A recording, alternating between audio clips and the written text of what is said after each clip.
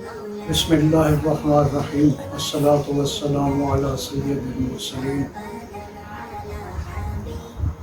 بھرا ہوا بازار ہے اور کافی لوگ جو ہیں بازار میں موجود ہیں، خرید و فروخت ہو رہی ہے۔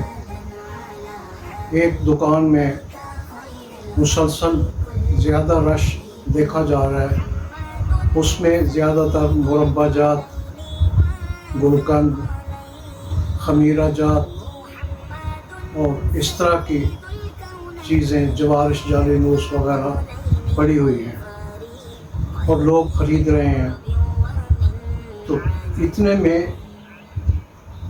مالک دکان جو ہے وہ محسوس کرتا ہے کہ ایک درویش سا آدمی، ایک مسکین سا آدمی کھڑا ہے اور وہ کوئی بات نہیں کر رہا، کچھ مانگ نہیں رہا، لیکن مسلسل ادھر ادھر دیکھے جا رہا ہے اندر۔ تو اس نے سوال کیا ان درویش سے، مسکین سے، کہ میں آپ کی کوئی خدمت کر سکتا ہوں، آپ کو کچھ چاہیے؟ تو اس نے کہا کہ نہیں، مجھے چاہیے تو کچھ بھی نہیں، میں تو یہ سوچ رہا ہوں کہ ان تمام لیسدار چیزوں میں سے آپ کی جان کیسے نکلے گی۔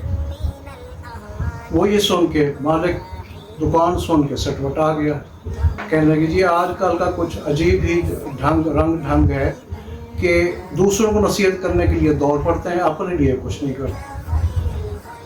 اس درویش نے جیسے سنا کہ اپنے لیے اپنا خیال کوئی نہیں کرتے، وہیں جہاں کھڑے تھے وہیں لیٹ گئے، لیٹے اور اپنے اوپر چادر ڈالی اور منہ پر ڈالنے سے پہلے کہتے ہیں لو بھائی، ہم تو یوں لیٹے اور یوں گئے، اور چادر اوپر منہ پر ڈال دی۔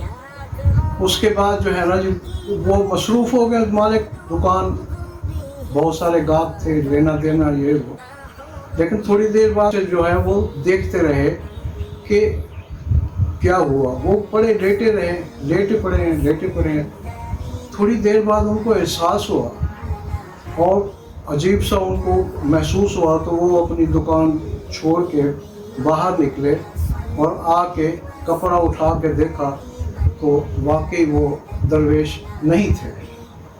موت کی عام نشانی جو ہے وہ ان کے منہ پر تھی اور وہ جا چکے تھے، رخصت ہو چکے تھے، یعنی ہم یوں لیٹے اور یوں گئے۔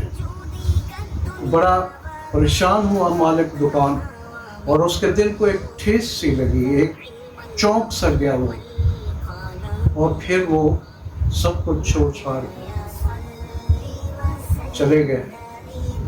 عرصہ بعد دوبارہ شہر میں آئے اور پھر وہ وقت کے بہت بڑے ولی اللہ فرید الدین عطار ثابت ہوئے، موجود ہوئے۔